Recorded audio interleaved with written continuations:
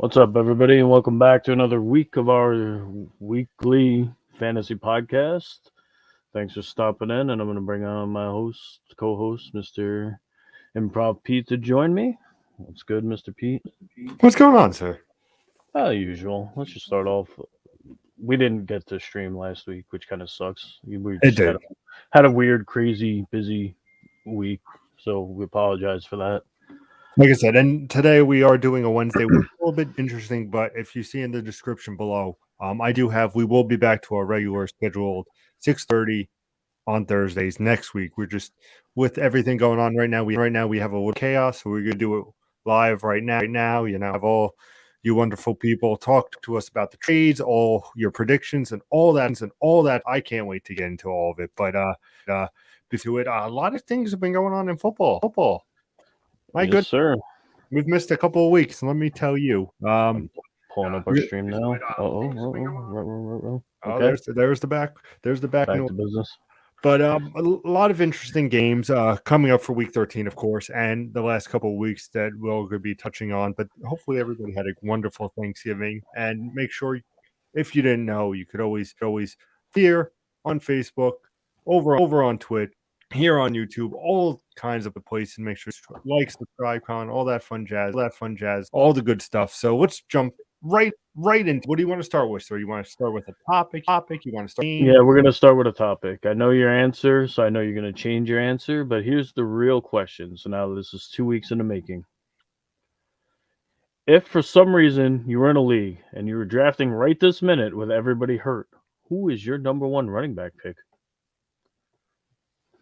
Ooh, you would have to go with Taylor. That's what I I figured your mean, answer would be. okay. So the obvious answer, I get Yep. it. Mm-hmm. But I'm also give you another one just because of the current situation that's Go going ahead. on right now. Is a Nick Chubb. Think so? I Like if think. you had the number one pick, you would take Nick Chubb number one over Taylor over No, Eckler. I would take Taylor if I had the number one. But I'm saying like Taylor is the obvious choice. I mean, he has looked absolutely phenomenal this season. Obviously, with King Henry getting taken out, and I do want to touch on that when we get to the Titans game because Titans are really messed up right now. Well, it's easy to say because if you look at it, I'm just going off because we sort of touched on this the other day. The first round picks, Christian McCaffrey is a one, out for the year. Then you got Henry, out for the year. Kamara's been out for the last couple weeks. Dalvin Cook's now got a separated shoulder. So you losing out on a lot of these first round running backs. So it's kind of like wow, And then there's some of the seconds were all busts and everything. So Gibson's been better, but not great. Miles Gaskin. And I wanted to talk to you about that. Gibson has been putting up at least double-digit points. I mean, a couple of weeks ago, you guys gave me shit about the trade, but Gibbs, to be frank, has been helping me when hasn't really been Yeah, but what has Kamara been doing for you? nothing, and that's So your trade essentially was Austin Eckler and David Montgomery for Gibson at the moment. which is very fair. So I'm looking just here quickly, and see if I could pull it up over on my end. Also, you know what? I will also mention, and I think you wouldn't be hating on this. Leonard Fournette. Yes, but Leonard Fournette wasn't a first couple round pick in most. Yeah, of course. But my question to you is, with everything going on right now, could you see him becoming a first round running back next year? No. Taylor will be, but a lot of these guys are not, or they're fringe. My question was more of, say we drafted today, what would you take? Of course, Leonard Fournette would be a first round if you drafted today. Yeah. But in a fresh league, everybody's healthy, etc. It's still McCaffrey, it's still Cook, it's still Kamara, still probably for another year or two, Derrick Henry, guys like that. You're not taking Leonard Fournette over Derrick Henry at this moment. That is very fair. If you were taking guys right now to lead you the rest of the way in the playoffs, then sure, Leonard Fournette's a great pick. So, no, if you had to answer, and it is the obvious answer, and I will say that is Jonathan Taylor. Absolutely. I mean, so. We have him in a keeper league. I mean, and if that's not the smartest pick we've done, I mean, I mean, it's the way it worked out. The pick we had was what we had. We took a young, good running back. Yeah, Would we have taken the other stud running backs if we were at the top end of the draft? More than likely, but with it being a keeper league and all that, you take a young running back and you build with them. If you don't get a young running back, then maybe you get a young receiver like a Jamar Chase, things like that. We worked with what we yep. got, and we got luck. I was like got lucky, but we've got real good fortune. I will concur with that. So my question to you then is, obviously, is Jonathan Taylor would be your number one pick? If we were redrafting a league from week 13 till finish out the season, yeah, Mhm. right now, absolutely. They played a good run defense last week. I'm not saying he had a monster week. He obviously didn't have 5 touchdowns, but he did his part, and that's what you want. He's healthy and putting in work, and that's what matters. 100%, 100%. Now, I want to also just touch on because obviously I had this as one of our questions, and I'm going to bring this up. And I want to just touch on it a little bit. We'll get obviously into the week of the games, but right now, if you would look at me about 4 or 5 weeks ago, I would have said to you that the Tennessee Titans are the front runner for this fucking playoffs. But with injuries and obviously losing AJ Brown, King Henry, I mean, and like I said, I'm not saying they were the best team, but look at losing Jameis Winston, not saying be all end all, but Kamara not playing, losing Mark Ingram, not really having that stud team. Like, who's really looking to be the favorite right now in the playoffs? And that would be my question coming to week 13. We're getting to the end of fantasy season. Who are we looking at as being those big teams, that are going to step it up? My argument would be the New England Patriots. Well, obviously, things have been going good for them of late.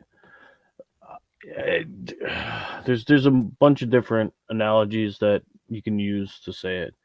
You're getting hot at the right time, the momentum, the this, the that. Yes, they're hot at the right time. They got the momentum going. Their schedule's been fairly reasonable, etc. Not as reasonable as the Eagles. But you're gonna look at things and you don't get to make your schedule. League makes your schedule, so there's nothing you can do about that. Some teams just happen to get worse schedules. It is what it is. But you look at back, here's where you start. The defending Super Bowl champs are going to make the playoffs. So one way or another, it still goes through them. And then you go down the next notch. The team they played in the Super Bowl. Until they're eliminated from the playoffs, that's the next notch you're looking at, is because this is a team with weapons who can get hot at any time. Mm-hmm. They would be the next team to beat. Then it's where do you go from there? A couple weeks ago, Buffalo, first in the division, looking great, falling apart now. Agree. And they're not completely banged up. Yeah, okay, so running backs have been shuffled in and out. Zach Moss was a healthy scratch last week. Matt Breida stepped in to, help with carries. So they need to figure out what they're doing. But then, like you said, the Titans, now they've lose A.J. Brown. Are they going to be able to hold on to even win that division? Can Carson Wentz win a big game? These are all questions that in the next few weeks need to get answered. Yeah, they played great and hung in there, but they need to win big games. And that's kind of what's going to be, the term backing in the playoffs. Tennessee could back into the playoffs and then have A.J. Brown back and possibly Derrick Henry back for the playoffs. And then, boom, now they're a team to be reckoned with because, they have the weapons. Or some other team could lose a star and boom, now they don't have the weapons. The one thing we'll say also is a team that's been missing weapons, getting some back, like it brought up, was Tampa. Gronk's back. Antonio Brown hasn't been back yet, but that's another weapon that they can add where they can, they could withstand an injury because they got a weapon waiting in the back burner. Yeah, but they have so many weapons over there that is They- Antonio Brown. But it doesn't matter. It just forces another team to cover another guy. So yeah, of course, if they get Antonio Brown back and then Evans or Godwin goes down, boom, Antonio Brown steps into that role. It's not as much of a loss. Kansas City loses Tyreek Hill, then what? You replacing Tyreek Hill with Josh Gordon? Mecole Hardman, whatever. It's not the same production. It's not the same skill set, etc. So these, or Tennessee, look at what they're replacing AJ Brown with, Eckheim or however he pronounces his last name. It's not the same, not even close to the same. So these are the playoff picture through week 12, and we'll end on this. For the AFC, we have the number 1 being the Ravens, the number Patriots facing the number 7. The 6th seed would be the Buffalo Bills, 3, which is the Tennessee Titans, and then we have the Cincinnati Bengals at 5 versus Kansas City Chiefs at the 4. In the NFC, we have the Cardinals as the number 1. Then we have Tampa Bay as the 2nd versus Washington as the 7th. The Tampa Bay as the 3rd versus San as the 6th. And then, of course, Dallas is the Rams with 5, which is a very interesting playoff scenario, which leads to Thursday night's game, which is going to the Saints, and you have Dallas. Yep, which we talked about, that the weeks before were big leading games because now the Saints are playing an actual playoff team. I know Washington's getting hot, but Dallas is still the front runner. They're banged up, dealing with COVID, stuff like that, but Dallas is still the front runner to win that division. Washington getting hot looks nice, like you said, they're the 7th seed right now. But the Saints are not. The Saints need to win games, which means they need to win a underman, not fully underman, but a underman Cowboy team. CeeDee Lamb is practicing, so that's good for Dallas, things like that. But they have, I believe it's 8 players and their coach out Thursday due to COVID. So you're already down 8 guys on your 53 man. So you need to replace those 8 guys to start. Now Kamara's practice limited. Mark Ingram's practice fully.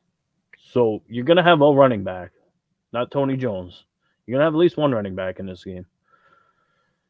Taysom Hill, though, is a starter. So let's hear about this. I want to hear the things. So I think that, what do you expect from Hill? I see this game being hella running with Mark Ingram and also running with Taysom Hill. Yes, Taysom Hill can throw the ball. We're not doubting that. But I'm saying you're going to see much more pound against this Dallas's defense. You're going to see trick plays with Taysom Hill. You're going to see handoffs to Ingram. If Kamara plays, you have those 3 that are going to be moving on the.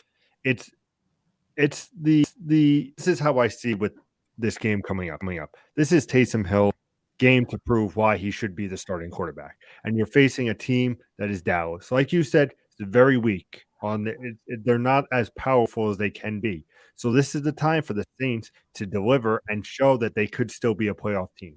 Obviously, the pieces they need to put together, but being at home, getting the healthy running back Ingram back, even if Kamara doesn't play, Mark Ingram still a very good power back in his own right. So I could see them really run with him. But will Dallas be able to not dominate? I mean, did last week in the Thanksgiving game, and the Saints looked terrible, but that's because we literally had every 3rd string fucking position possible. We had Simeon at the fucking quarterback. We had Jones as the running back. I mean, this was a team that should not have won against, and it was the way that the Bills were going to show that still were a contender in the AFC. But this is a completely different conversation with this is a completely different question with how is the Saints going to with this Dallas team? Well, I'm not sure if there's a question you can answer because it's not something you watch. Are they going to dumb this down and make like a college football type of offense where they're running read options? Tim Tebow in Florida, or even Justin Fields in Chicago right now. Is it going to be an option offense like that to accommodate Taysom Hill, or are they going to have a legitimate offense where Taysom Hill takes shotgun snaps and actually throws the ball, things like that? I think it's going to be more read option now. That's the point, and that's a completely different offense than the Saints are used to running. So you could say, oh, this and that, but guess what? The offensive line needs to block. So you're asking the offensive line to do things that they're not usually used to. So you're changing every facet of the offense. It's not just, okay, this guy's going to run a little bit. The O line needs to be, okay, I need to pull to block for this read option. Taysom Hill may keep the ball, so I may have to hold my block a little longer. All things like that. It's not just a change at quarterback. So that's why I want to see what the Saints are running. Are they going to run a normal offense out of Taysom Hill and ask him to be a pocket passer? That seems unreasonable and setting him up to fail. But if they're going to completely change the playbook, that seems like it's setting the entire offense up to fail. Yeah, but what choice do you have now? Not playing Taysom Hill is the choice you have, and you chose to go with Taysom Hill. So you got to change week 13 of the season. You either got to change around your whole entire offense to fit his strong points, or you need to mold him into a quarterback to fit your offense. So, are you changing 11 guys or are you changing one guy? Much as I would love to say the Saints come out and win, I definitely do see Dallas hanging on and staying and winning this game. I don't think it's going to be by a crazy number, but I do see them winning it by 10. I mean, Dallas needs to win the game just to get back on track. Obviously, the Saints need to win the game to hang in a playoff picture, but this could be a big game for both teams. They both want to win. I mean, you never don't want to win, but these are games that teams need it for different reasons. If the Saints lose this week, are they out of the playoffs? I think it's coming to that point. I know there's games left, but it's getting to that point. You saw how bad Washington was in the beginning of the season, and then Washington's got hot at the right time, and Washington's a 7 right now. Mm-hmm. So the fact that Washington, who was real bad to start, is in a playoff position and the Saints are not, and it gets to the point where you're going to need to jump more teams because the Vikings are still there. There's teams that are still there that aren't a playoff team. And I'm not saying they're good teams, but they're still there. I mean, the Vikings did upset the Green Bay Packers. Exactly. So that they can win a game or two, but there are good teams that are right there behind them. There's also bad teams that are right there behind them. The benefit the bad teams are they may have favorable schedules. So you could get a team, I would like to say like Atlanta, who's not too far off, who might have a real favorable schedule, and just because they have a favorable schedule, sneaks into the playoffs while another team's playing good teams and they struggle. Oh, you're right. And of course, the Saints, if they defeat Dallas, you have them going to MetLife against the Jets the following week. Which again is, even though they should win, all of a sudden the Jets decide to show up sometimes, and you never know. They're no gimme. As the Titans can tell you, the more healthy Titans lost to the Jets, but then the Jets get shut out by worse teams. So who knows what Jet team's showing up? 100%. But yeah, I definitely concur that I think it will. As much as I would like to see the Saints go, they play that college ball. I think that Dallas, the more game for them to win, I think they have more of a stacked team going in. And I mean, obviously, the question being too, Kamara playing, because if Kamara's playing, might favor the Saints a little bit more. But right now, with him having the practice that he has, I think that it does edge out to Dallas. For the longevity, it would be smart to sit him down another week. But again, you're just burning away games that you need to win. So let's get off that game. Next game we got is Tampa Atlanta. So again, a team I just mentioned that could sneak into playoffs. Obviously, it's not a good matchup for them. Not at all. Who's home? Atlanta's home. Okay. Does that mean anything to you? Absolutely. It certainly doesn't mean anything Brady to me. Will put up points on fantasy, I feel, tonight, this week. They play indoors in a dome. Outside of perfect weather, nothing plays more into Tom Brady's hands. Yep. We can run up and down the field all day long. 30 Let's go by Tom Brady easily. It's who the question is, who has the big game? Leonard Fournette, Godwin, Mike Evans, Gronk, he's coming back. Is he gonna have a touchdown? Do you remember earlier in the season when he from off, he was getting those touchdowns. So who's Brady favorite? And that's going to be your question for fantasy. Fantasy is obviously you want to play everybody, but who is going to be that player that Brady just zeroes in on and says, "You're my guy this week"? I don't know if there's going to be one guy, just because whichever way they decide to go, there's going to be mismatches somewhere. You know, if they decide, hey, we're going to target, like, oh, hey, we don't want to target their number one corner. If their number one corner just plays the one side of the field like a lot of corners do, they may be rotating guys in and out. 1 minute he's covering Evans, the next minute he's covering Godwin, the next minute he's covering someone else. So it may be something like that where they're exploiting matchups, and it's whatever Atlanta puts on them. Atlanta has had a decent pass rush of late. That would be the only thing concerning me, is they might get to Brady and hit him. But if they can't get to Brady and hit him, they got no shot in this game. Because whether it's Fournette or whichever mismatch they want to exploit all game long, it could get ugly real quick. Atlanta's offense needs to keep up with Tampa, and that's probably not something you're going to want to bet on. I see 20-21 Tampa. 30-13. Could possibly happen. That's one of those games that we talk about every now and then. The first half will dictate that game. Of course. If it's 28-0 in the first half, it's over. If it's 20-7, 20-10, where at least they feel like they're being competitive. Yeah, it may not end in a complete barn burner, but at least that gives them a little bit of momentum. Hey, we were hanging in the game. So you're feeling good this week for fantasy if you have Bay Buccaneers playing this week. Yeah, I would think so. There you go. All right. Go ahead. Me? Let me check. It's Atlanta, Chicago. Chicago's home. I'm sorry, Arizona, Chicago. That's on me. I was staring at Atlanta, looking at Arizona. So again, the worst team's at home. Does that mean anything to you? No. Okay. This may be the first time where DeAndre Hopkins plays for the first time in a long time. So we might get an almost fully charged up Cardinal offense. Are we excited? Yeah.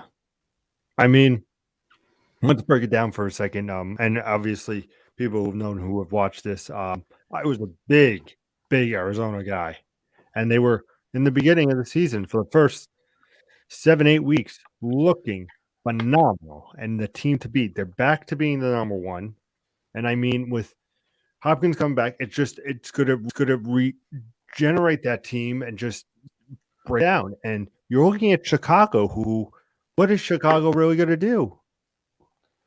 Like you said earlier with the Saints game, you have Fields does these read options and stuff. No, Murray is going to go and have himself a game, and especially if you're going to get some passes to Hopkins, just because you need that big ass touchdown. And I don't see that this game is nowhere to think that Chicago will win this game. I think Arizona destroys the Bears. Well, here's the one thing that's actually seems like it's really helped Arizona. I know that they had some COVID and some injury issues, stuff like that. Chase Edmonds, who started the year as their number one, got hurt.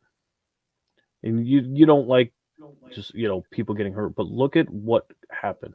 They gave James Conner a 1-year deal, kind of like on a show me contract, and James Conner might have saved this team.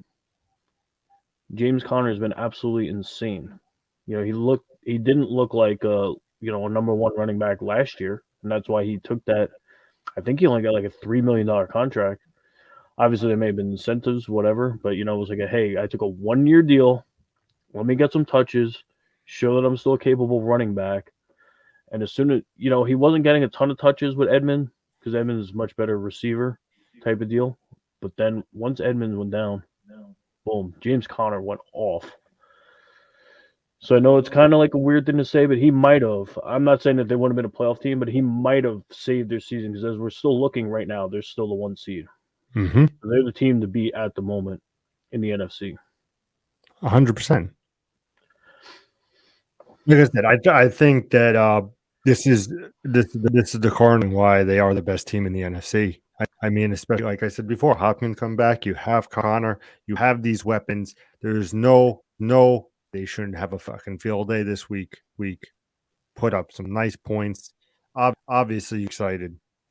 Anybody in fantasy on that team, no disrespect to, of course, the Chicago Bears, but I mean, come on. Well, it's almost like the same matchup where you got a legit team facing a team that's trying to get there, and this is not obviously not a good matchup. Even though field, I understand that, but I don't think make any difference this game.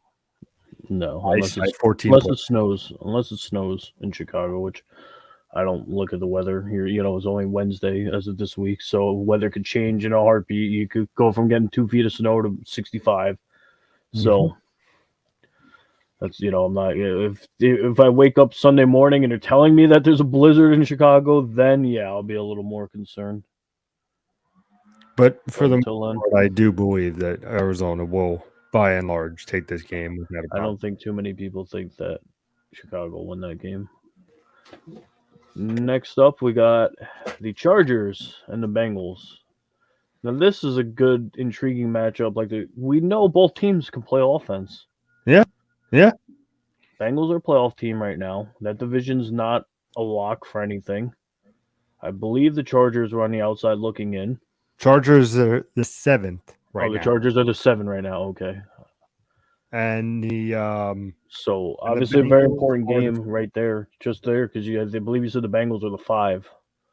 So you got two teams sitting there on the inside right now, but a loss could drop them to the outside, or obviously 2 losses, things like that. But this is a big where the Bengals could establish some ground for a slip up.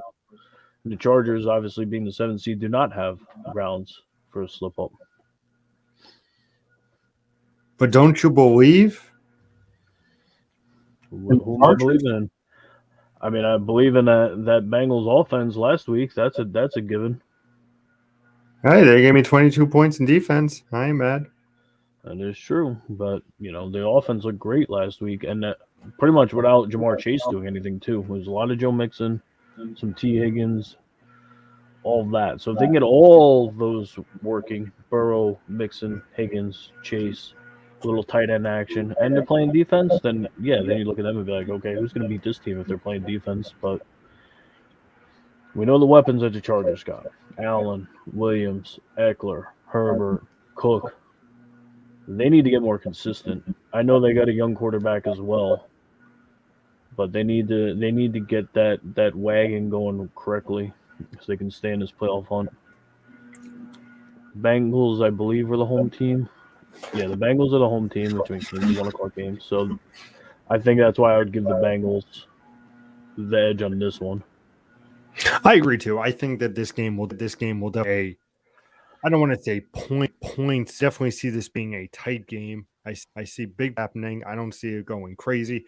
But if this is ever a field goal game, this is the one to be. It's going to be 24-21. You're going to see some catches to Keenan Allen. You're going to see some catches to Chase. You're going to see Eckler get some runs, and you're going to see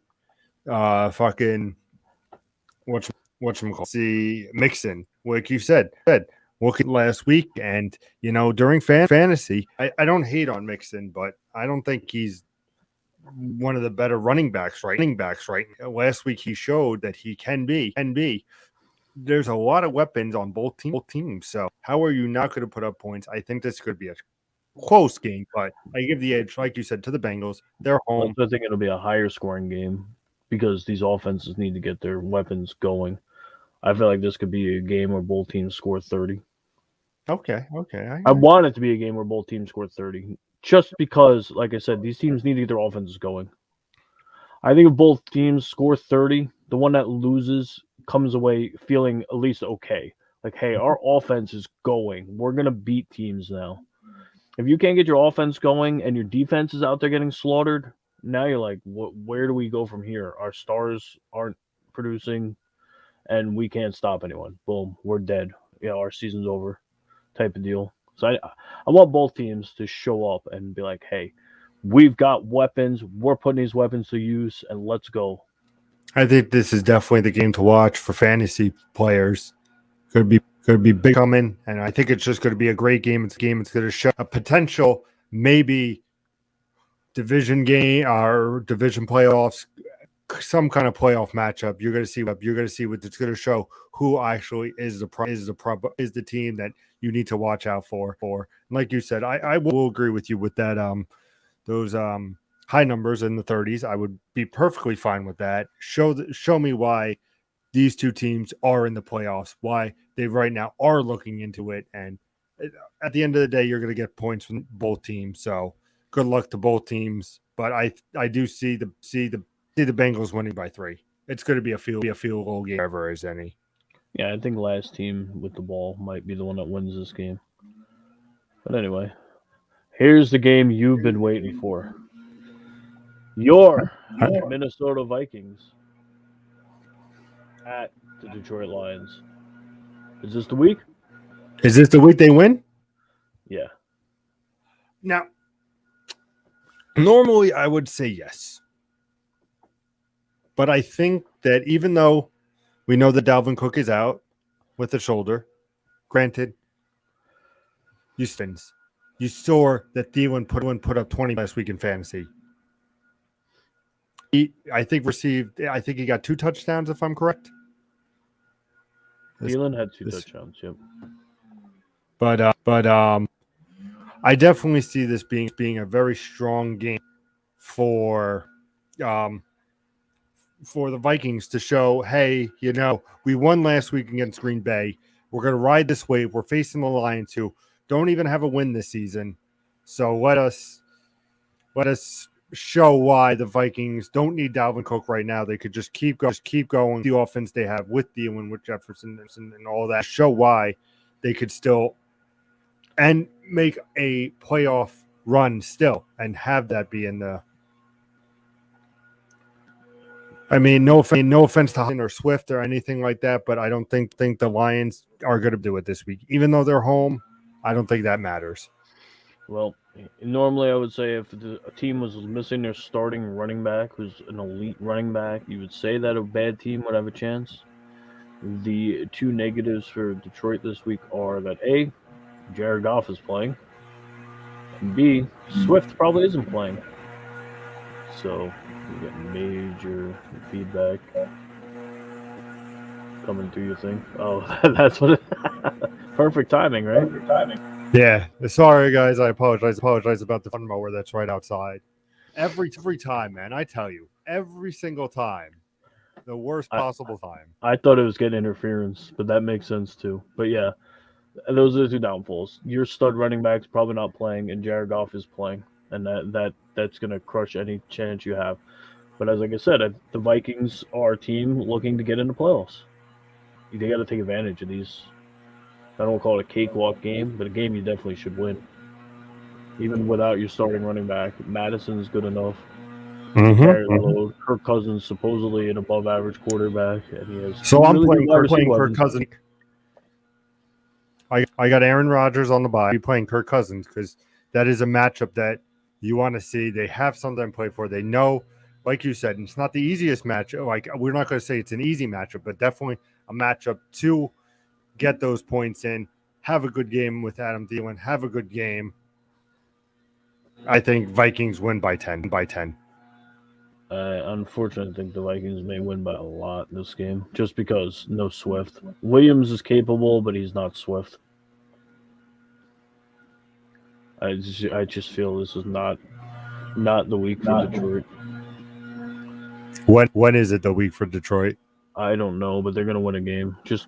Somehow they're going to pull off a win. They'll still end up with the number 1 pick, but they're going to pull off a win at some point. You saw they gave the Ravens a run for their money. They gave the Steelers a run for their money. Realistically, they gave the Bears a run for their money. So they're in a lot of games. This week's going to be a lot more challenging without Swift. But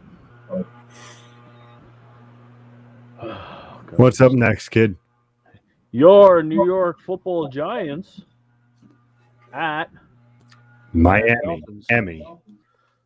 So, Giants are what they are. Saquon Barkley was back. How do you do for you? Not well. Okay, and this is kind of what I'm been expecting of Barkley, even before he got hurt. Like he just doesn't seem like he's that elite back. Was it too much wear and tear early, which broke him down quicker? I don't know, but he just hasn't been great. I know the team's not great, but he definitely hasn't been great. Kenny Galladay hasn't done a ton. This Giants offense, like I said, they fired Jason Garrett. Came out, didn't really impress without him. So where does this Giants team go? Dolphins have been on a roll. Also had some real good matchups, but the Dolphins have been on a roll, and this will be another game the Dolphins could win. That is very true. I mean, especially being home, favoring the Dolphins here, of course. Like you said, what is going on over in the Giants land? I mean, Saquon Barkley is not looking the Saquon Barkley that everybody wanted him to. And for fantasy owners, it's gonna. I mean, weeks ago, I think in week 5, we actually had the question of should I end up trading off Saquon Barkley, and then all the injuries and Booker taking over. I mean, he is becoming not that guy for that team. And who is that guy? It's not Galladay. It's certainly not Daniel Jones. So how is it you're not going to go into Miami and Tua just have a game? You have Gaskins go. You have the weapons over in Miami. Miami looking strong. I'm not saying looking great. I'm saying looking good. Jalen Waddle had a huge week last week, so him and Tua still have that connection from college, which is something I really think, and I've said in the past, that they need to build upon. Getting Deshaun Watson sounds great, but if you want to put together a winning team, chemistry, sometimes overrides talent. So you need a quarterback and a receiver duo who know each other and trust each other. And know they go further than having that, star quarterback who, looks great. We have we have that he would like to see the drag, but Miami is getting better, and that's absolutely true. And like I said, if Miami's home, I don't see the Giants winning this game at all. Well, Miami is home, but now here's where I want to close off this game because this is to me this is an unwatchable game. Realistically, I hope it becomes both teams scoring 30, but it's an unwatchable game for me. Is Saquon Barkley now the next Todd Gurley? I mean, all evidence points to yes. So far, yeah. I know he's young, but Todd Gurley was young as well. Can he turn it around? Does Todd Gurley don't have a job anymore? Atlanta said enough out of this, and away we went. I mean, this is definitely the time where Saquon has to show that he is still an elite back. Yeah. And yes, I understand with the injuries and last year him being out, I understand that, but there's nobody who is going to show up on that team. I mean, Galladay, like I said, is great. He's a great player, but where has he been at? Yeah. So my thing is, like I just said with Todd Gurley, is he's younger. Adrian Peterson, I know he just got cut, has been signed and played in an NFL game more recently than Todd Gurley has. That tells you something right there. That is very fair. I think Miami will win. I don't think it will be a blow up by any means, but I definitely see. This is a game I could see both teams in the teens. We got Barkley and Jones. Don't pick it up the rest of the year. Send them packing.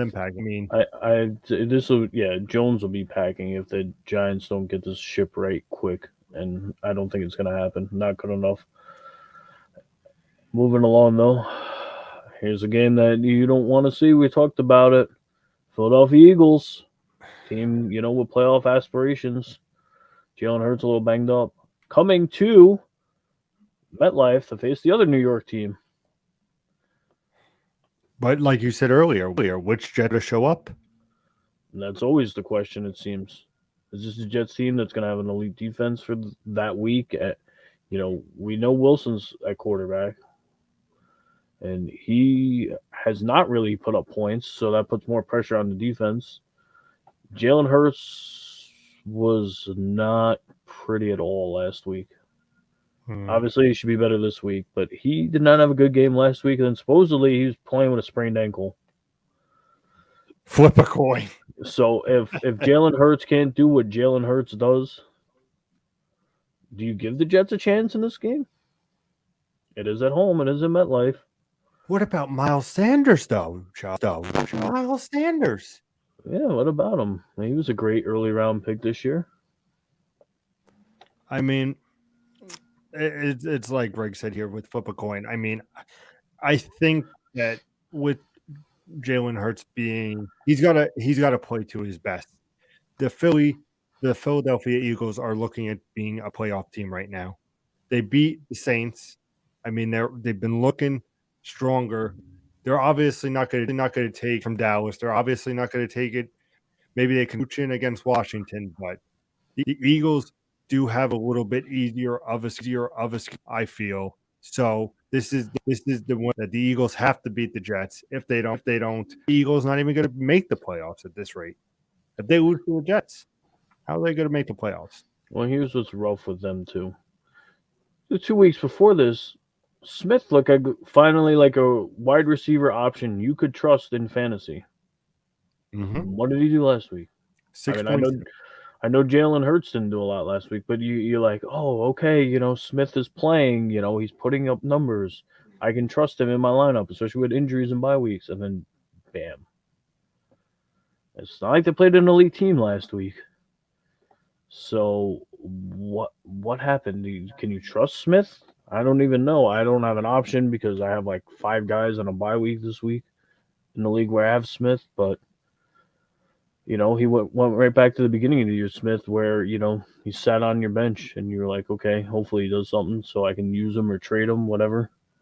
I feel like he's back to that. I have Rodgers and Adams on a bye. I need Smith to show up this week. Yep. But will he? You had, like you said, a couple of weeks ago, he had a great game where I'm like, man, he's coming back. And then last week you got 6 points. Like I said, it's not what you see, but it was half his projected. He was projected 12.6 or 7, I believe, and to get just 6 of that, come on. Yep, on the defense he should be able to exploit this week. He needs to get back on that. Like I said, it is flip a coin. I see if I think we all agree if Jalen Hurts comes through, it's going to be a game. If not, go either way. I don't. Well, Jalen Hurts is healthy and playing. That's for sure. If Hurts is healthy and playing, Philly should win the game by 2 scores. But if he's not healthy and not playing to full capacity, this is another game where it could be 17-9. Mm-hmm. Like, woohoo.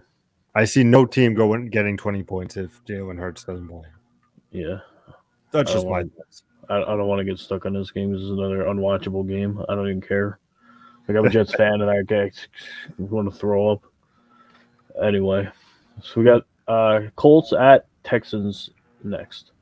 So on paper, this sounds like yikes. But, the Texans have been better, I guess you could say. So, is this an upset special? Can the Texans upset Carson Wentz, Jonathan Taylor, Michael Pittman, and crew? No. The Colts have something to play for. Of course. They're playing because the Titans are down. And it is going to be that Colts rebound. Absolutely. Taylor's going to get his touches. He's good. He's been for the last couple of weeks. Even like you said earlier, last week, you didn't see greatness from Taylor. He still produced. You have Pittman, who's that solid receiver. I mean, and if Wentz can deliver, which we know he can, if on the right mindset, he can deliver. I mean, I don't see that the Colts are going to lose this game. I mean, they definitely have something to play for. Where the Texans, yeah, everybody wants to win, but what are the Texans playing for? The Texans, this is the game. division game. The Texans got a chance to be a spoiler. That's what these teams get up for late in the season. I don't think it'll happen, but I'm just saying this is what teams get up for late in the season. We don't want, obviously somebody has to win every single division, but you don't want to be in a division where like 3 teams make the playoffs and you're not one of them, because how bad does that look on your part? Oh, we got 3 playoff teams and we're not one. So that means those teams kicked your ass and got into playoffs because you couldn't do nothing against them. Do I think Houston will upset them? Absolutely not. I want a big week from Taylor, obviously. Do I expect a big week for the Colts in general? Yeah. I want the Colts score 35 points this week. And I think it will happen. Carson Wentz has been what it is. Exactly. Playing a team with nothing to lose is extremely dangerous. But if you're a good team like you're supposed to be, with playoff aspirations, possible deep playoff aspirations, you need to put the boot on their throat and put them away. 31-17 Colts. Okay, I mean, it's not 35, but I could live with that. I think you will get a nice showing from Cooks because he has been good. He has to be. He's their biggest piece right now. And I think you'll be Cooks in your fantasy team. Like, no doubt about it. The Colts will run right through the Texans. I feel. I think so. I don't see it any other way. Even Texans are home. Oh, good for you, buddy. Yep. Either way, the game is getting played indoors. Both teams play indoors, so there's no real effect to that outside of the fans. Yeah, of course. And now we're on to the 4:00 games. I can't wait. Washington, who, as you said earlier, this is a current 7th seed in Vegas, with a team who is all over the place. It's really hard to gauge this. If there's a team that's hard to gauge, they are right at the top of the list. Well, we said this a couple of weeks back that Las Vegas. I mean, what's going on over there? I mean, yeah, you have the weapons. You can't Josh Jacobs obviously has not should have looked from last year. I mean, last year solid pick for fantasy. This year, I mean, yeah, you have Waller and you have Derek Carr who can put up a big. At the end of the day, Washington key. Nobody's been talking about them, and it's true. You got to take Washington. I mean, look at Gibson has been coming in and really performing. You have McLaurin. I mean, you have the weapons, and Washington's getting into a rhythm. And with this Las Vegas team being all over the fucking place, like you said, how is this not Washington's continue to win and say, no, we're here to this playoff team. We can make it happen. Ron Rivera, he's got a good thing over there, and I think he's just going to keep driving that team. I mean, it's when they lost against Carolina. But you had Cam Newton coming back and winning that game because Cam Newton was just fucking Supermaning it up because he had the show. But Washington, by pound for pound, this is their game to win. They've been hitting on all cylinders. How is this not going to be the Raiders looking like a mess? Have the distractions finally caught up to them? Is that what this is becoming now? The distractions and headaches have finally caught up to this team? I mean, it seems so, but at this point, are they going to pack it in? Is this one of those teams that's now lost the drive, lost their heart, so to say, and now they're just going to roll over? I don't think Derek Carr will. I don't know about the rest of the team. That's the problem. What I see from this game is we will know within the first quarter to beginning of the second quarter who's going to be taking this game. This game will look. I mean, if Washington comes out strong, I don't see that. I don't see the Raiders taking them down. Well, that's pretty much what I'm saying. Is are they just going to roll over and die if Washington goes up 14-0? And it seems like the consensus is yes. Like I said, I don't think Derek Carr will not give up on his teammates, Never. etc. He's one of those leaders. 100%. The problem is everybody's talked negatively against him. The Raiders need to get a new quarterback. They have the weapons. Don't get me wrong. Granted, half of them are now in jail. Whatever.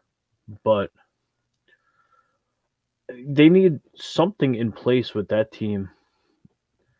Like I said, it's not on Derek Carr.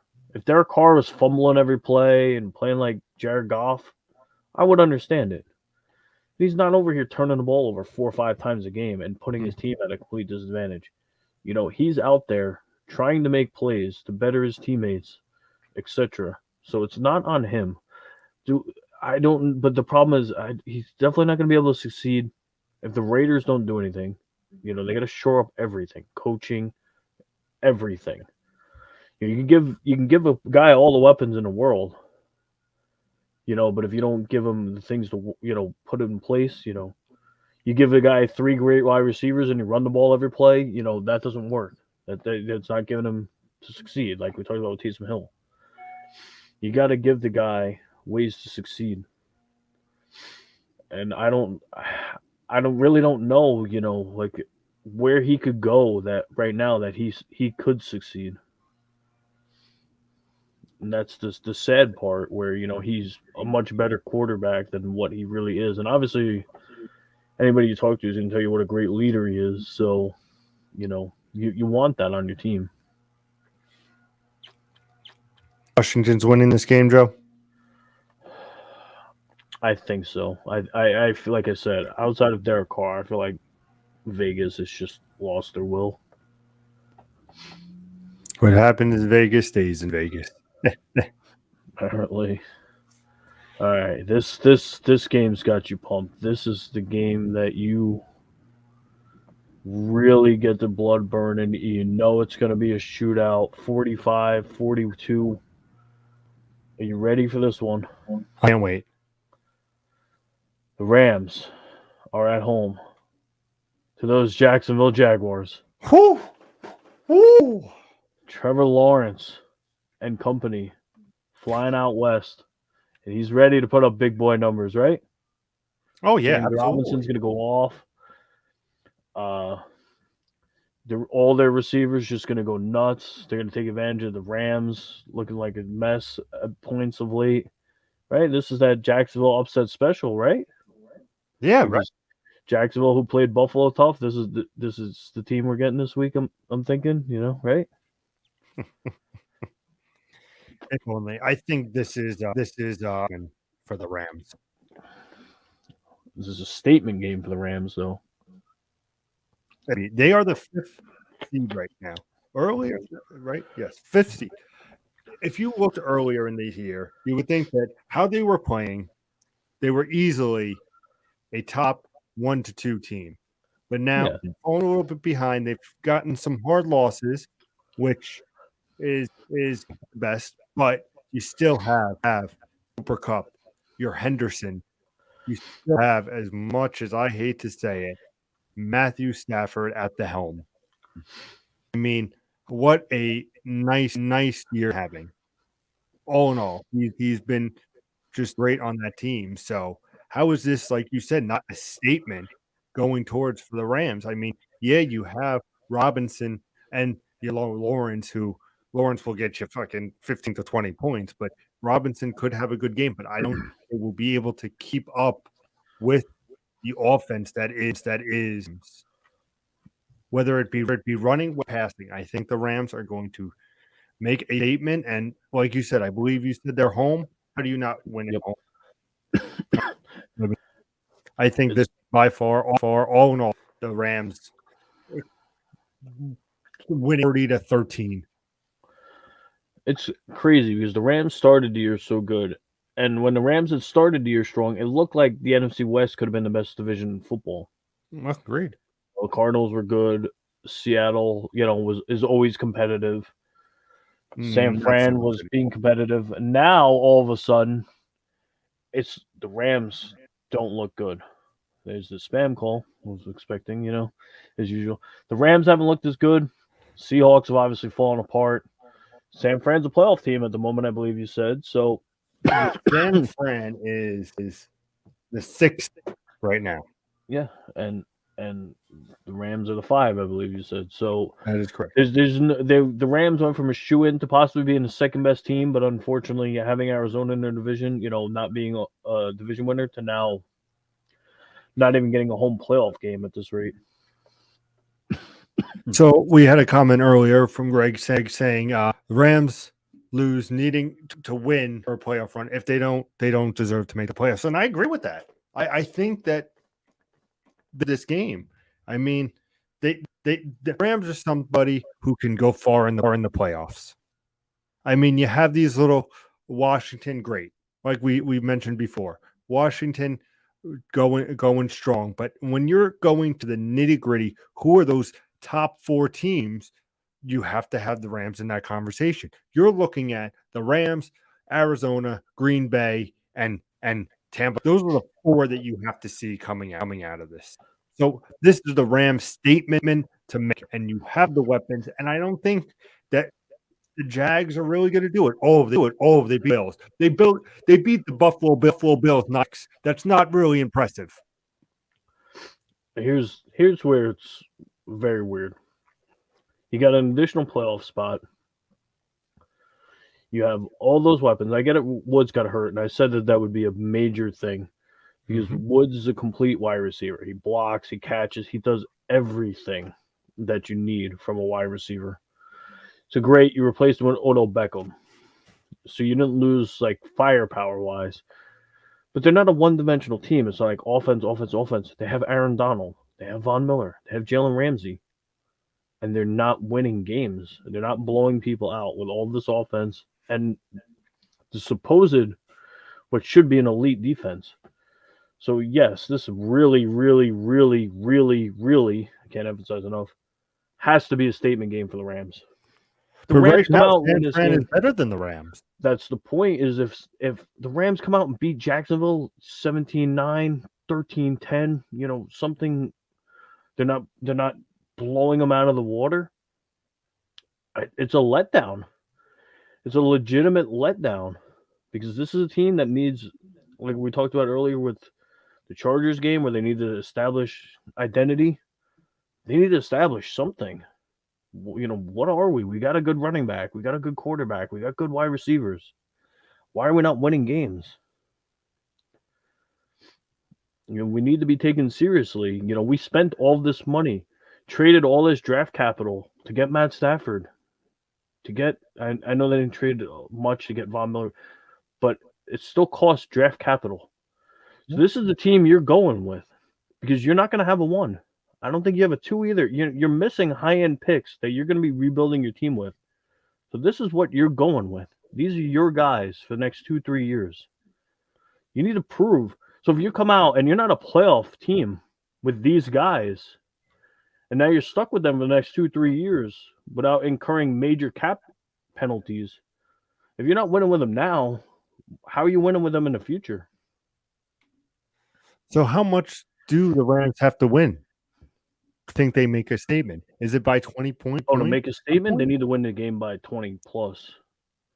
For it to be like a ho-hum, like we did our business, they need to win it by 2 touchdowns. But to really make a statement, they need to win by 3 scores.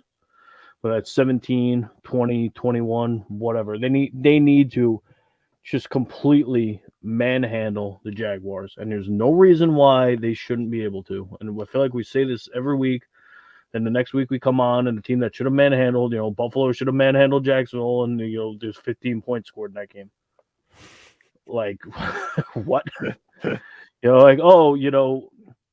Tom Brady in Tampa is facing, elementary school team and they win by 3. Like, what is going on here? You should be beating them by 40 points and you're winning by 3 is not the look we're looking for. Rams need to stomp all over Jacksonville. I agree. I hope for the Rams they it's 30-10. I think that the Rams, pound for pound, are a great team, and they definitely need to show why they are. And this week, like I said, it's in the show that I said who's going to be the playoffs teams, and this the week where you have to show whether it be the Rams, whether it be Washington wanting to stay in this game, whether it be Dallas and all their against the Saints. You know, these are the games need to be win and to mark your territory. Like you said, there's no reason why they can just go right through the Jags. But the question is, will the Jags have that game where they just shut down the Rams and they win by a field goal like they did against the Bills? That will be the question to answer. I think, for me personally, this is the game I want to watch.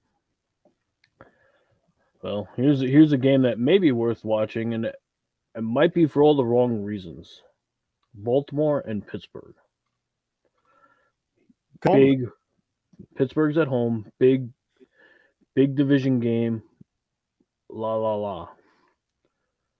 Pittsburgh not look good. Baltimore did not look good, but Baltimore won their game. Baltimore's leading the division. We said Lamar Jackson's coming off a 4-interception game. Probably not going to happen again. But this is one of those games. Those division games get played much tougher. And as bad as Pittsburgh looked, this game could go either way. And then, as we stated, it's in Pittsburgh. The Ravens are the number one team right now. Uh-huh. They need Will they finish the number one seed? What? Will they finish as the number one seed? That's the question to be asked. You have a division game, like you said, tensions are up. You want to show off, but Lamar Jackson is not going to have another 4-interception game. That's just not going to happen. Had Mark Andrews last week having a great week for tight end fantasy players who have him getting 20 points. I mean, has the weapons. He has the ability. I mean, even though it's in Pittsburgh, see this being a blowout game, but this is definitely to make sure that the Ravens show that no, you've been talking about Mahomes. No, Lamar Jackson's where it's at, and I'm going to show you why I am one of the best quarterbacks in the league. And against Pittsburgh, I mean, the Pittsburgh has not been looking great. I mean, they tied against the Lions. Yes, and then it got blown out of the water by the Bengals. So has to figure out what the hell's going on. Big Ben's going on. I mean, you're going in. Yeah, you're home, but the Ravens have so much more to play for and so much to do. And I think that this could be an ugly game, yes, but I still think that by a touchdown, the Ravens win. I mean, how can you bet against the Ravens here? I don't think you can. Like I said, these division games with teams with a lot of pride, you never see a Steelers, Mike Tomlin-led Steelers team, even realistically a Bill Cowher-led Steelers team, just be like, well, we're playing the best team in our division. We're just going to roll over for them. That's what I'm saying is you're having a home game, crowd behind you. Again, Ben's not what Ben used to be. You got a pretty good young running back, pretty good young receivers. If Ben doesn't lose them the game, there's no reason this isn't a 16-13 game, 13-10, something like that. A low-scoring slugfest. Both teams just smash mouth football, running down each other's throats, but really not putting up the numbers. This is a game where Najee Harris could get 30 carries. This is a game where the Ravens themselves, obviously, they're just going to spread it out a lot more, because Jackson's going to get rushes, etc. Could get 30 carries as well. And both teams just trying to, enforce their will on the other opposing defense. Which team can outrun the other defense will be ground and pound all day. Yeah, this is what the AFC North is. Cleveland, they got Chubb and eventually Hunt, like that. Just pound the other team into submission. That's what this game, I hope, is. This is why this would be a game that I would like to see. And if it's anything other than, a close, low-scoring game, I'd be shocked. Then that, I know the Steelers' defense isn't great. They gave up 41 points last week to a team that's not the Ravens. So, just the way these teams are, I could see this game just being a slugfest, one score game. Somebody, towards the end gets a play, and that makes the difference. And that's your ball game. I agree. So do you think Ravens will come away with the win?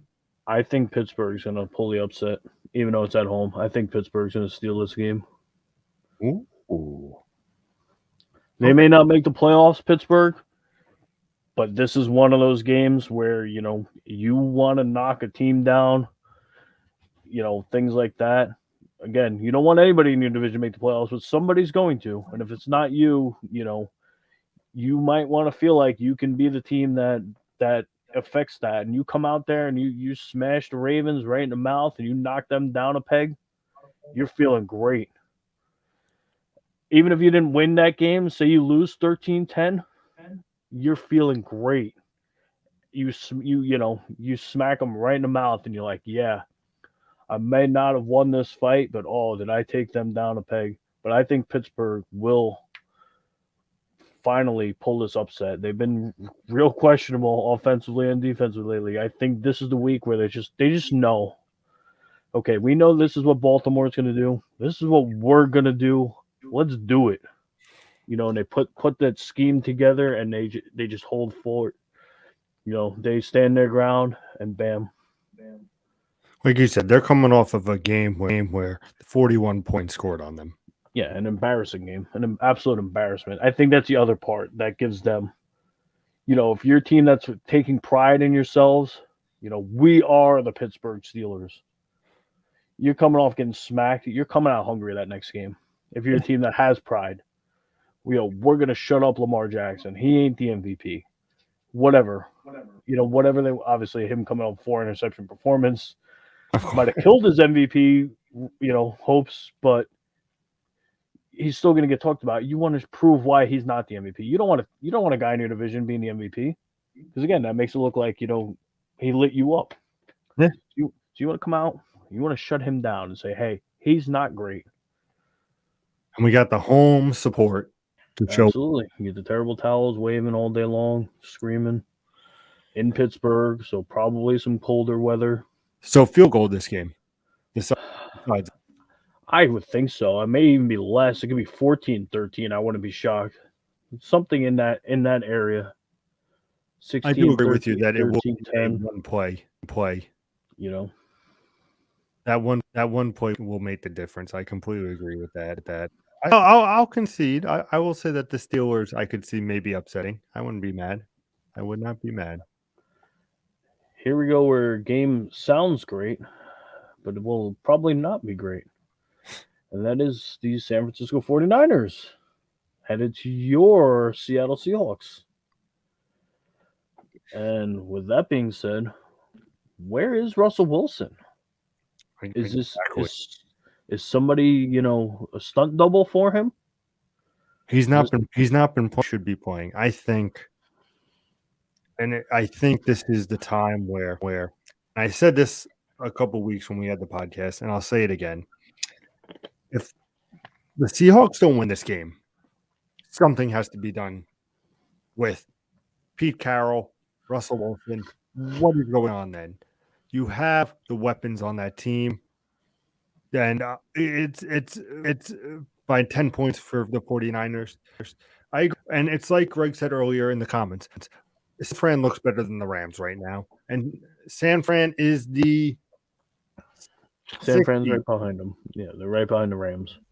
So how is this not a game where 49ers take down a weak Seattle team? I don't care that Seattle's home. This is one of those games where I don't think it's going to make a difference because ever since Russell Wilson came back, Russell Wilson has not been Russell Wilson. I don't think he's gotten me 20 points. I don't even think he's gotten me fucking 18 points. I dare you say he hasn't even got me 15 points. He is not good. Yeah, you have the weapons of Lockett. It's something where you need to have it in your quarterback. And ever since his coming back from this finger injury, I don't think it's gonna make a difference. And it's again, like you're with the last game. It's a division game. This is rivalry game. And how do you not want to come and shut them up and say, no, the 49ers are here to play. Seattle's looking weak, and we're going to capitalize that, and we're going to score 2 touchdowns on you right now. Well, San Fran needs to do that. But here's where that word's going to come into play again. Pride. You're the home team, facing a team with something to play with, a divisional rival. You can knock them. I know it's still early into the season. They can still rebound, but realistically, you could knock them out of the playoffs for the time being. If you don't have pride, team heart and all that thing, facing a division rival in a home game, and the desire to want to possibly ruin their season, then yeah, things need to really change in Seattle. They have Lockett. They got Metcalf. I get it, Carson's hurt. I fully get that. But Chris Carson's a middle tier running back. He's got his moments. He's also got his moments in the other direction. Nobody's confusing him for, top tier number 1 running back. But if they can't be represented in this game, in a home game against a division rival, then yeah, things really need to change. The Washington game, Lockett, because I know you were talking about him, you needed X amount of points to win your matchup. He had 96 yards at halftime and finished the game with 96 yards in a game that you lost by 2. Where was he? Did he leave the second half? He went home. He was tired. How do you not get one of your best playmakers the ball? Especially with the first half that he performed. 55-yard pass. Yeah, if you just take the basic math, obviously it's hard to do. He'd be on pace for 192 yards in that game. If he just matched his first half. He didn't get anything. Nothing. So that begs the question that Greg asked. Does Wilson want out? I don't know if he wants out. Because they established a great base themselves, him and his wife, in Seattle. So I don't know if he wants out. If he does want out, then Pete Carroll's. I think that's what it's going to lead to. I can't say for certain. I don't know Russell Wilson. Obviously, I'm not over here, texting him right this second. Hey, Russell, do you really want out of Seattle? I mean, if he did, I would think he'd want to be on that coast, though, in that area. Could he be the next Raider quarterback? Sure. Ooh. But I don't know. I don't know. But something really needs to change. And if the coach is to change, more than that needs to change too. They're no longer the Legion of Boom. And Bobby Wagner is great. But he needs help. He doesn't have Cam Chancellor, Richard Sherman, Earl Thomas. It's him. And as great as he could be the best linebacker in football, there's still 10 other guys out there with him that need to do something. They lost some corners due to free agency and stuff like that. They have the weapons on offense. Wilson needs to be better. They need to surround this team and become Legion of Boom 2.0. And that's the changes that need to be made. So whether they oust Pete Carroll and bring in some defensive genius, and he just focuses on the defense and lets Russell go do his thing, which he's great in the first half of seasons. He killed me last year. He looked like an MVP the first half of the year, and he buried me the back end of the year in fantasy. Let Russell go do his thing. Get a defensive coach, get an offensive coordinator who can handle running, calling the plays, and let that defensive coach go to work. Hey, so-and-so. Defense. Like they say, defense wins championships. Let that guy go be, just lock down that defense. Hey, I got Bobby Wagner. Yeah, he's getting a little older, but I'm going to give Bobby Wagner help. He doesn't have to kill himself. I think he's got 10 straight seasons of 100-plus tackles now. So he's not young anymore, but he's still performing. So it's not, like I said, it's not on him. I want the Seattle of old where there was a defense, like you said, where we had the Richard Shermans, where we had that team where you wanted to play the Seattle Seahawks, and when you played them, you had that energy from the fans. How do you not want that? But like you said, right now, there's too many problems with Russell Wilson with his finger coming back, not looking strong. This is San Fran's game. You know what hurts them too, and I love it. They traded for Jamal Adams. One, that hurt them because he's not performing what he did in the Jets, and two, they traded the number 1 pick for him. So now the Jets are sitting here with 2 possible top 5 picks because Seattle is imploding. And the Jets will mess it up. But the Jets are sitting here, with the golden goose looking like, hey, we're going to get 2 top picks because of this Seattle trade. So I want them to pack it in. The higher the picks, the better. Both teams pack it in, and the Jets get like the 2nd and 3rd pick, 3rd and 4th pick, whatever, where the Jets can actually build something, hopefully. Beautiful.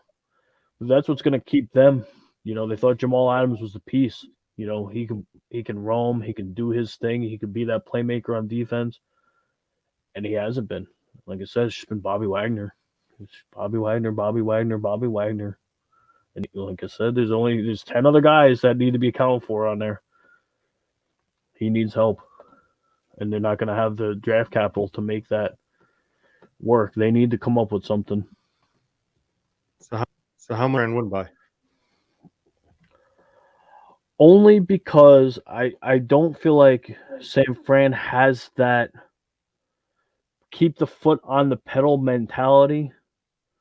I think this is just somewhere from a 7 to 10 point game. I would love for San Fran to come out and show me, hey, we are a legitimate force, and go out and beat Seattle by 20.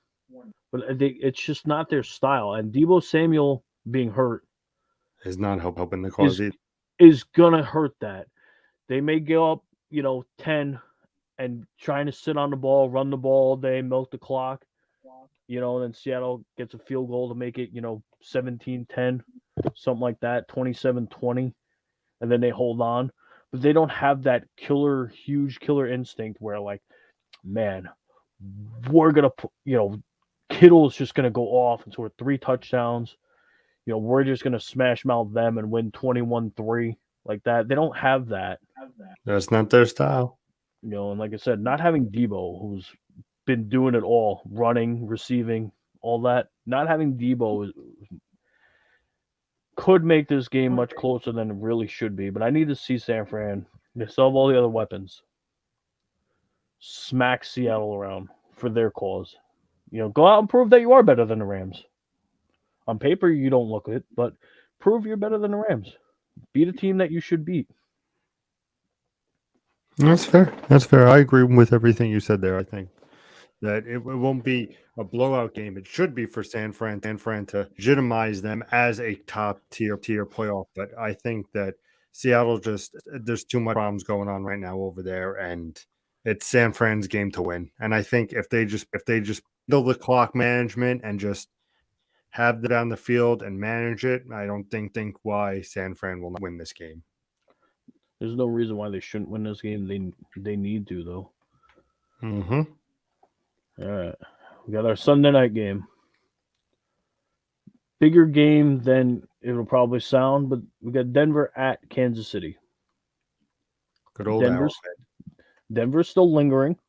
Mm-hmm. I agree. They're not eliminated from the playoffs, so they obviously have something to play for. I agree. The Chiefs aren't where they want to be. Mm-hmm. So they obviously need to start winning games and get that offense going, and for their sake, their defense going. To prove, hey, we've got a Super Bowls back-to-back years.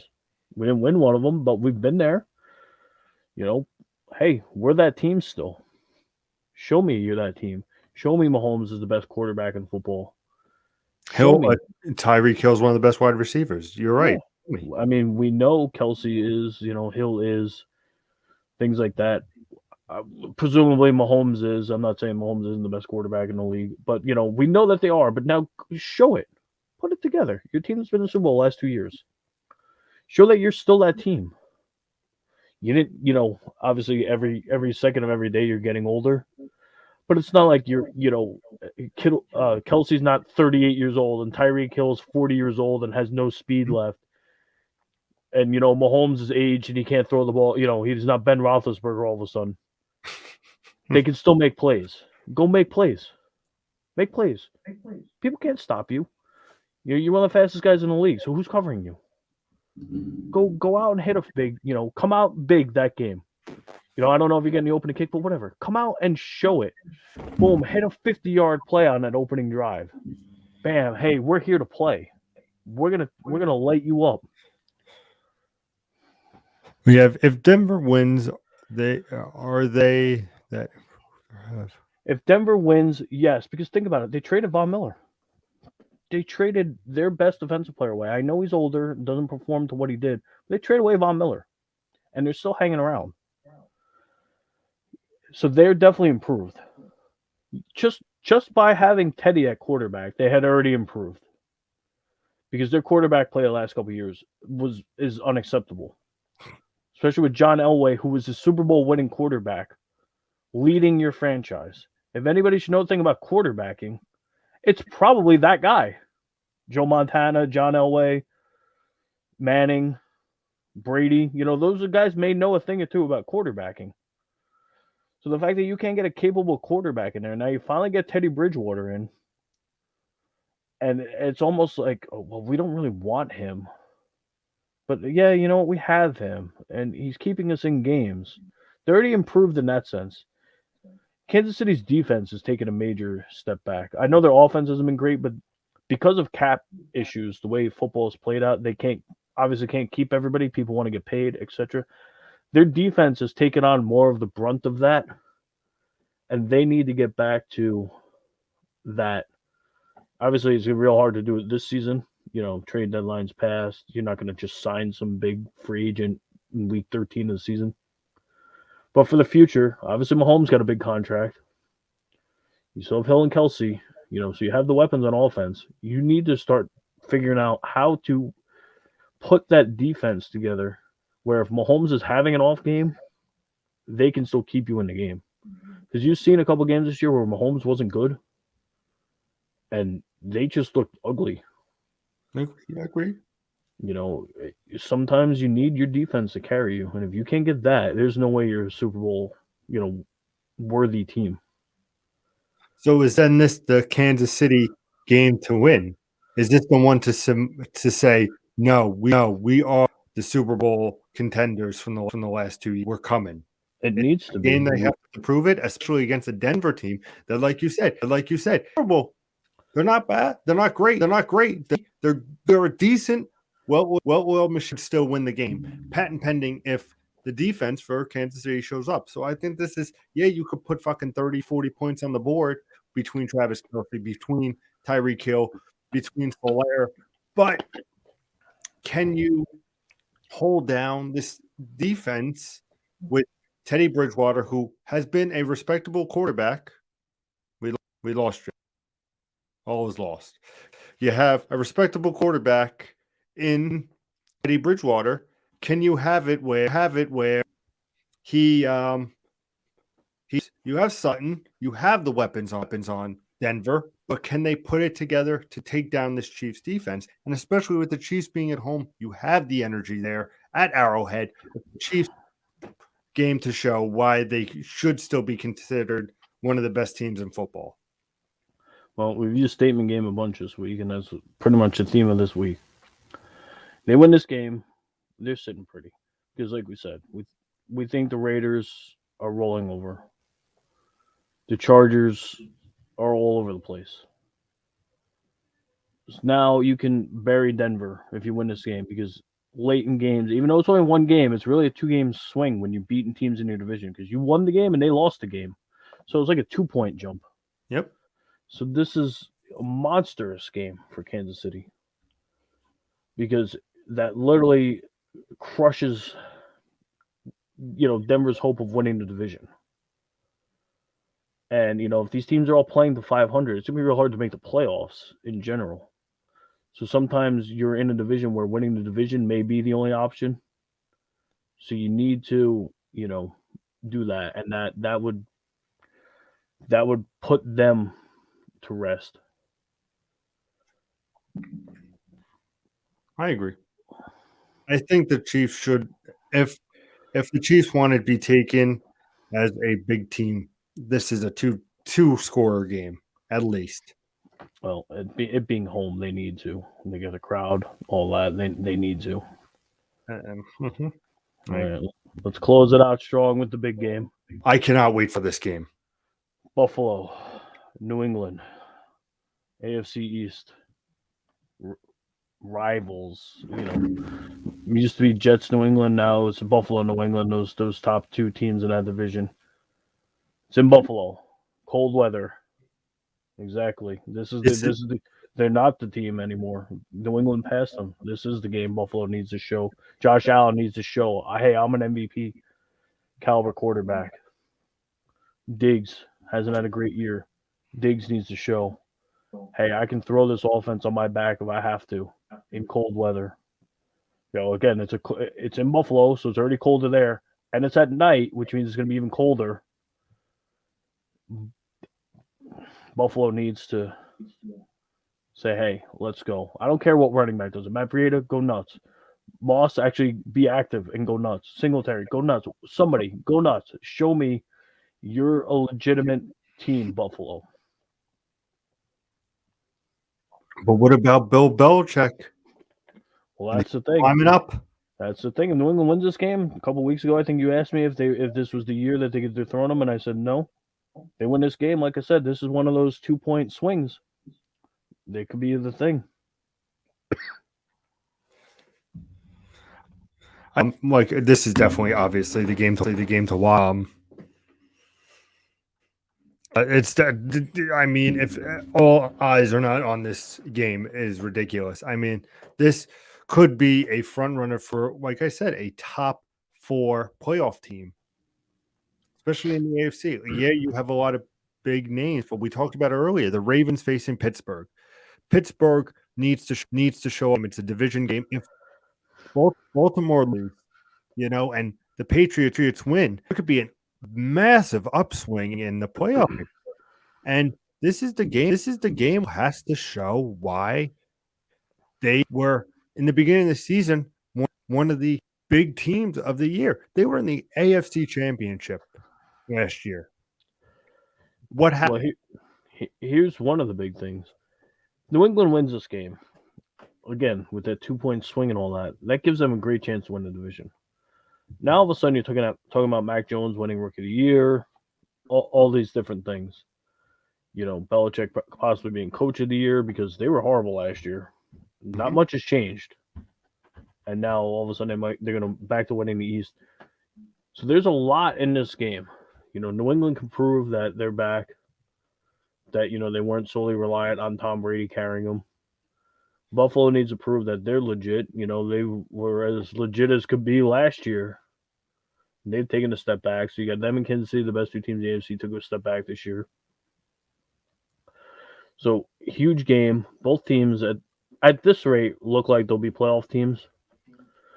Still a much bigger game for Buffalo though, because if the Patriots win this game, it's the AFC East for them to lose. They would have to legitimately lose the division because that's a huge swing because they're already in first, and then you win. Gives you that much more room. Mm-hmm. So, yeah, big game all around. Being played in Buffalo.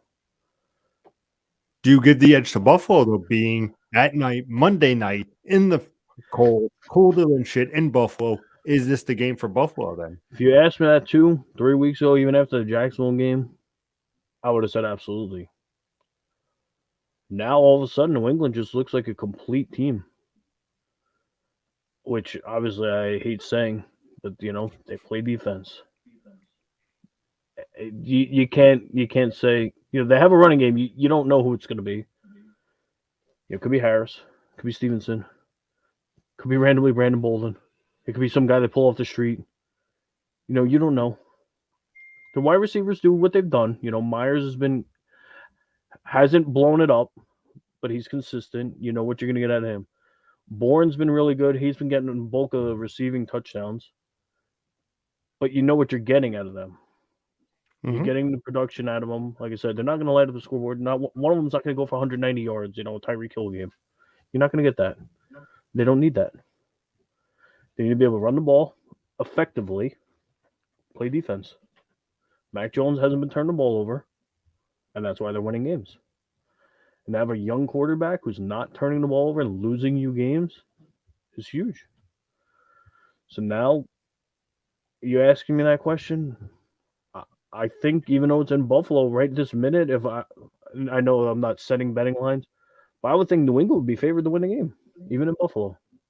It won't turn out that way. It'll be pretty close. It'll be like a 1 to 3 point spread. But right now, I would say that New England would be the favorite to win the game because they've been playing much better than Buffalo has been. I disagree. That's 100% accurate. It's the Bills are not the Bills of last year, and certainly they have been not looking their best. Diggs has not been having a season where he was always a threat. Whether he was on Florida, wherever he was always that big, down deep threat.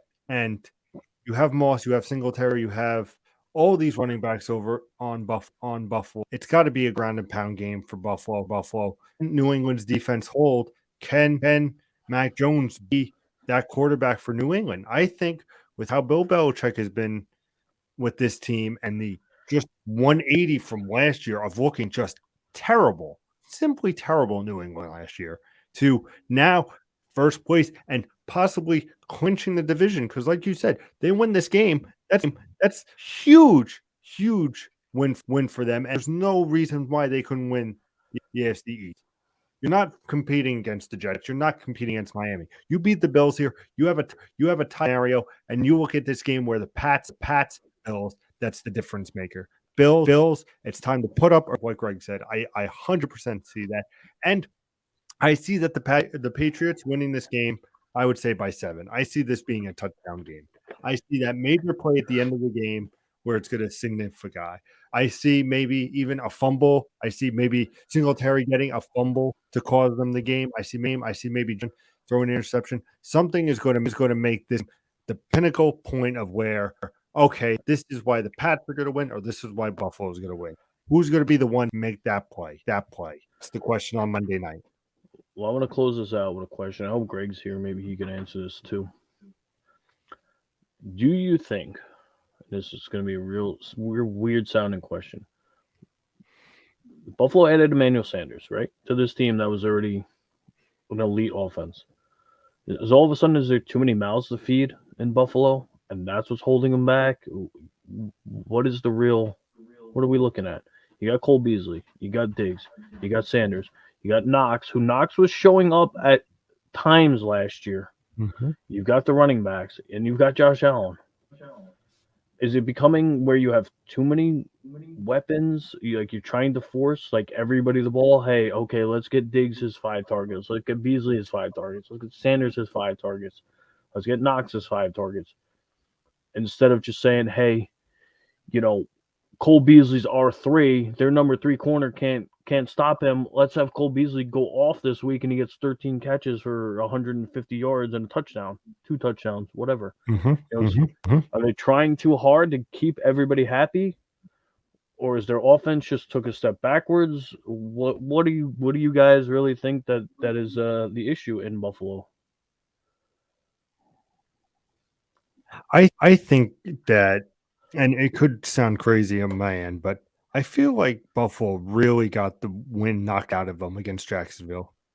I don't think anybody expected that. I don't think the Bills expected that. And I think they just are trying to get back to who they are and who they used to be. Looking at the Pats and how they have just come up like a phoenix, it's got to be those going, okay, there's some problems here, obviously. You have New England looking strong, but it's something where it has to be where Josh Allen goes, you know what?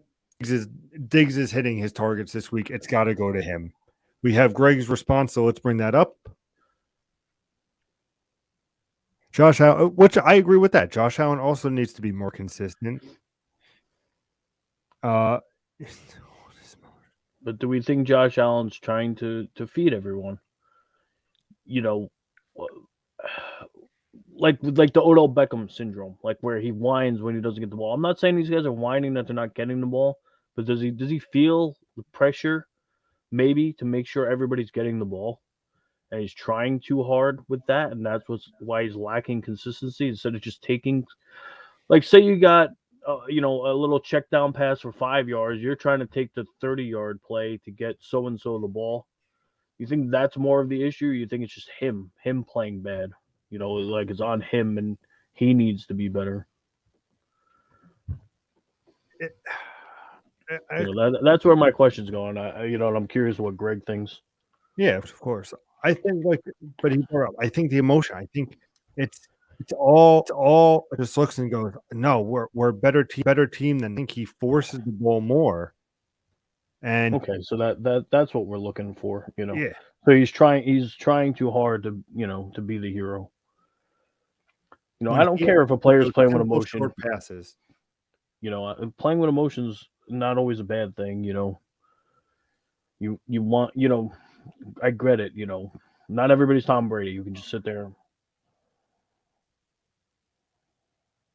all day long. Show no emotion. He's not every now and then he gets pumped up. You always see him mad. Throwing his hands up, getting pissed off. Somebody ran the wrong route. Be that guy who's pumped up. You go hit a bomb and you go up and headbutt him, tap his shoulder pads. Whatever. I'm good with that. I'm just trying to figure out, what is, why is this offense struggling with all these? The running backs aren't great. They don't need to be great. They have lots of weapons, and why they struggle is what the confusing part to me is. And that's why I was curious what the thoughts were on why this offense is struggling.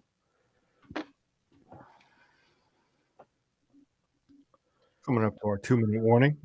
Yep. I mean, I think it goes without saying. Buffalo, New England game is easily the game of the week to watch. Well, that's why it's a primetime game. There's no arguing against that. Exactly. He doesn't need to win the game by himself.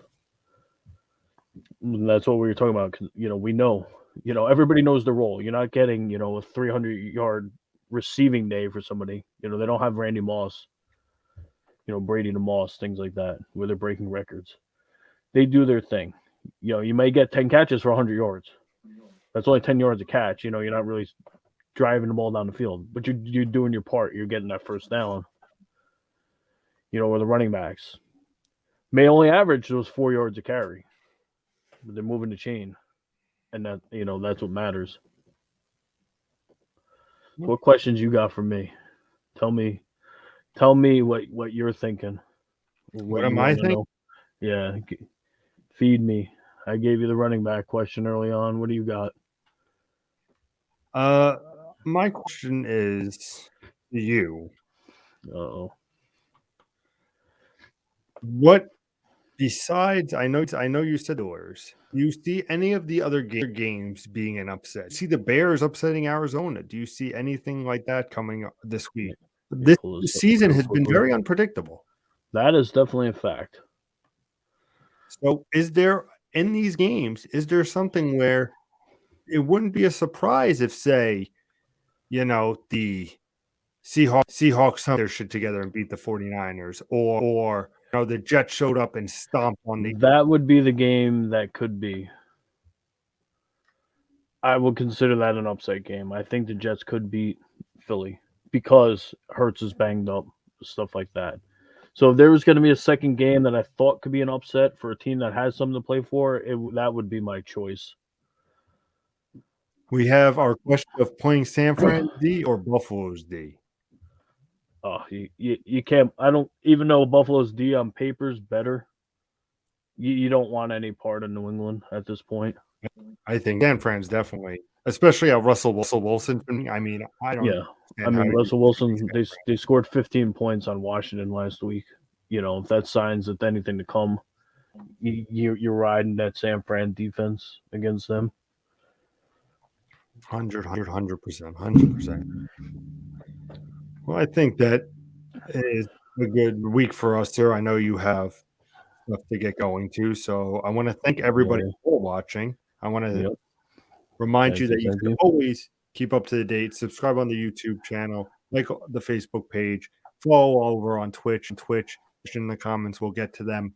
And you, Mr. Joe, for joining me as always every week. We'll be back every Thursday again at 6:30. Wonkiness the last couple weeks, so we appreciate you guys standing by us and Yep. dealing with pain. But God, let me tell you something, sir. If there's ever a time I cannot wait for next week's show, it's got to be next week's show, because I think we're going to have so much to talk about from these games. I think there's going to be so much big fight feel to these games, and I can't wait to talk about them with you. Well, that's what we hope. We hope there's lots of division rivalry games. Where teams could play spoiler, or teams could take over a division, or teams could get themselves right back in the division. We hope a lot of these games are good. Playoff scene. Yeah, we want good games. Week 13. You probably couldn't be like, oh wow, predicting that this would be a great week for a lot of these matchups, but just turned out to be. You get games where they're not divisional games, and it's AFC versus NFC, where you got the Raiders Washington game, where teams are still playing for something, even though it's not a division game. You just got all of that this week. Jets, Philly's got something to play for. They're playing a lowly Jets team that's also beating the Titans. It's just a week where teams got lots to play for and have some weird matchups. And the Rams have for all these teams. Yep. Well, next week, that is when Pete's agreeing with you. Sometimes it can be a little scary. So that is true, but that's why first place. Yeah, that's why he needs to tell them all that first place juggernaut. Hey guys, all right, sir. We'll see you guys next week. Peace.